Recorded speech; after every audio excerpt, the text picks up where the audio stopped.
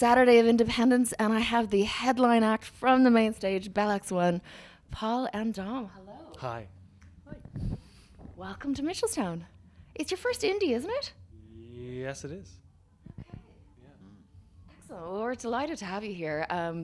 Everybody's hysterically excited. The end is nigh is just so big right now. I think you're going to have the biggest sing-song ever. Good. That's about because this is only our fourth gig with this record, and that song has, like, people do point at the sky and scream, "The end is nigh." It's amazing. So I can feel it's going to happen tonight too. So great. It must be incredible when that happens really quickly, when you've been living with something for a while, like an album, all the mastering process, everything, then all of a sudden it's out there, living, breathing, and pointing. Yeah, it is. When you sort of come up with those moments and you don't think beyond the moment and don't sort of project that you may well someday be in a field full of people who are screaming along. So it is amazing. Yeah. But it's a song about the end of the world. Yeah. And yet it makes people so happy. Yeah, well, it's about thinking about the people you'd like to be with at the end of the world. So that's what makes you happy. I don't think people think that way. They just enjoy the song.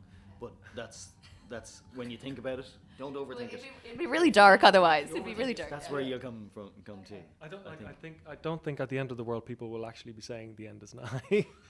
I think maybe some wags they might sort of gallows. They might now. Yeah. It's been planted. Yeah.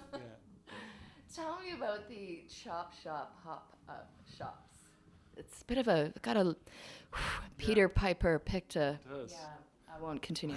But how were they? That must have been a nice buzz because they were pretty intimate, and you did pretty much the whole country, didn't you? Yeah, that was great. We just felt we wanted to do something different in putting out the record, and having played we've been doing a lot of acoustic touring over the last few years, sort of as a test of the song sometimes, and kind of going back to venues that we started playing in Ireland maybe 10 or 12 years ago, and places like Spirits Tour in Dundalk and DeBarra's in Clonakilty, and so we've Whites of Your Eyes tour. Yeah, we felt we've made real good friends, and these are places where the love of music is in the walls, and they're important for music in this country, and also they're run by really great people, and so we thought it would be cool to ask them to sell the record for a little while, and for us to visit and play some songs and sign records. It's such a lovely idea, and now when there's only a few really important record stores in the entire country anyway, it's nice to make your own. You seem to have an awful lot of fun with merchandise. Like over the years, I'm thinking way back to the game board you had for, instead of Snakes and Ladders, the Snakes and Snakes game board. How do you win that?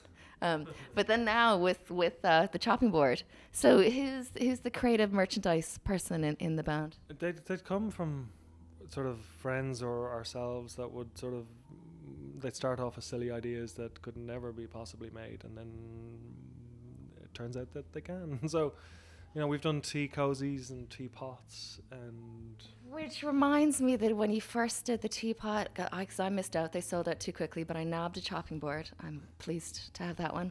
And I have the Snakes and Snakes. But when you, on the website, you used to have, always remember to warm the pot. And am I right in hearing that the Americans thought you were talking about marijuana? Yeah, we fell foul of the authorities. Yeah. Lost in translation. Yeah, I thought we were like using hot knives or something. I don't know what was going on. As opposed to the clean living, homely boys that you are, loving a good cup of tea. Yeah, cup of tea is a great, or pot of tea is a great sort of social. Kitchen such as this. Yeah, lubricant and glue. I want to ask you a little bit about how you came to work with Thomas Bartlett and Peter Caddis. Peter Caddis has been involved in so many of the albums that I've really loved over the years.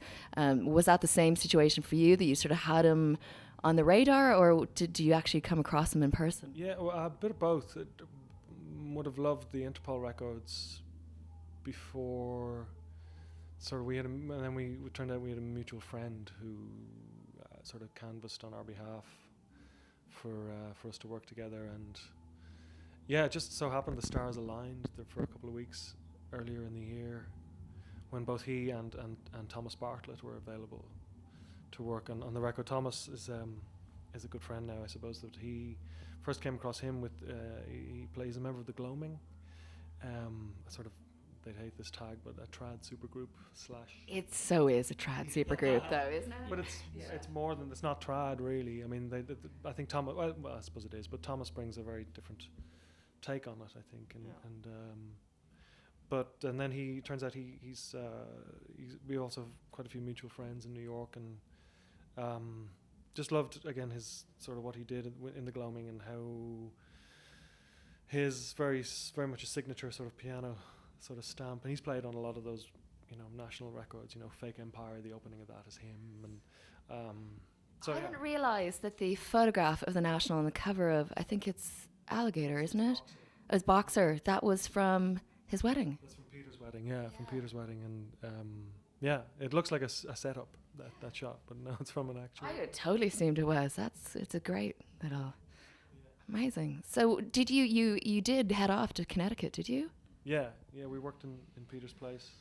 We had a window that Peter was available, and Thomas and us. We all sort of had something on at the end of this sort of 2-week window. So it was, here's your 2 weeks, get it done or not. And I don't know if I speak for all of us, but I certainly didn't think we had a chance of getting it done, and we did somehow. It's the fastest ever Bell X1 record, isn't it? Yes, yeah. Maybe that's what we need is an end date, concrete end date. So do it until Friday, or that's it. I mean, I've spent the weekend talking to bands, and virtually all of them have commented how much they're looking forward to seeing you tonight, and how much they love the new record. It really seems to have grabbed a hold of so many people's attention. The instrumentation and your voices in particular. The way, I don't know if it's the way he recorded it or how Peter captured it, but your voices, the singing just sounds beautiful, and it's really clear. It seems much more forward in the mix or something. Yeah, he was a wizard. He really was, and. While we played in the live room, we could see him through the window, and he's kind of literally whizzing around on one of those studio chairs with wheels, like a mad professor type. And then we come in, and it would immediately sound great and sound very Peter, and his drum sound especially is something we've always loved. And who knows? There's a danger of sort of saying that's the way to make a record, and then you try doing it again, and it doesn't work. And so. We'd love to work with him again, I know. But so the whole thing was a little bit sort of serendipity. Everybody was free at the same time. The 2 weeks, the two people you wanted, everything. Yeah. Also, I think it's our 6th record, and I suppose we're more confident in our own abilities, and also we really upped our game. I think, knowing who we were working with, and we felt the challenge of that, and tried to sort of rise to it. I think, in terms of communicating what was best for the song. I wouldn't consider myself a great musician, but I think the boys are, and it was a joy to see some. Like I said, Dave played a lot of drums on the record, And oh, really? Yeah, and he's got such a wonderful feel, and Diorama is a lovely track, and his voice sounds fantastic. Yeah. So again, it was great to see us sort of step up, and the boy, I know Peter, he seemed to really enjoy the record and enjoy making it in a very pure way, where stuff was recorded live. As he's used to layering an awful lot of the records he'd work on. He seems to sort of work very differently and spend a lot more time. And this was very sort of touchy-feely, instinctive, and now, for the first time, I mean, once we've had you all summer, which is amazing for Ireland to get you first, because normally you do kind of tend to go to North America and then come back. So we've had you first this time, and then it's North America for the autumn, isn't it? Yeah. In October, yeah, and then onward through Europe in November. Absolutely brilliant, and very exciting few months ahead, because there's no doubt the States are going to love Chop Chop every bit as much as Ireland does, and I can't wait to hear them sing the song at Independence. It's going to be great.